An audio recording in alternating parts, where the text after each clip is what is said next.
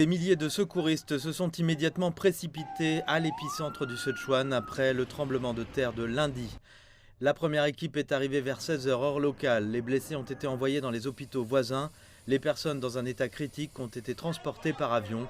Des dizaines de médecins ont été envoyés sur les lieux. Nous partons à pied maintenant avec quelques outils lumineux et des dispositifs de détection de vie tels que des radars et d'autres équipements. Mardi midi, plus de 50 000 habitants ont été déplacés. Plus de 500 endroits sujets à des catastrophes secondaires ont été passés au peigne fin.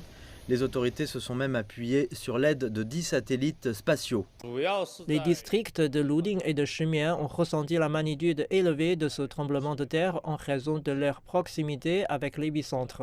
Ils ont été affectés à des degrés divers. À l'heure actuelle, nous avons plus de 600 personnes à Luding et plus de 400 personnes à Shimian effectuant le travail de sauvetage simultané.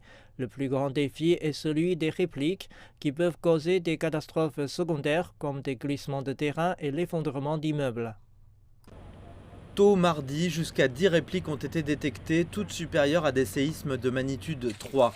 Selon les autorités, les travaux de réparation ont déjà commencé sur certaines routes et les voies rapides vers l'épicentre n'ont pas été affectées. Les lignes ferroviaires voisines ont rouvert après les contrôles de sécurité. Les aéroports de la région ont indiqué que leurs installations fonctionnent normalement à présent.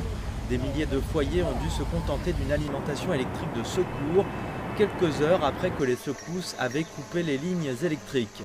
Pendant ce temps, la couverture téléphonique a été rétablie et les produits de première nécessité pour la nourriture et les abris atteignent ceux qui en ont besoin. 150 millions de yuan ont été affectés au secours et aux réparations de la catastrophe.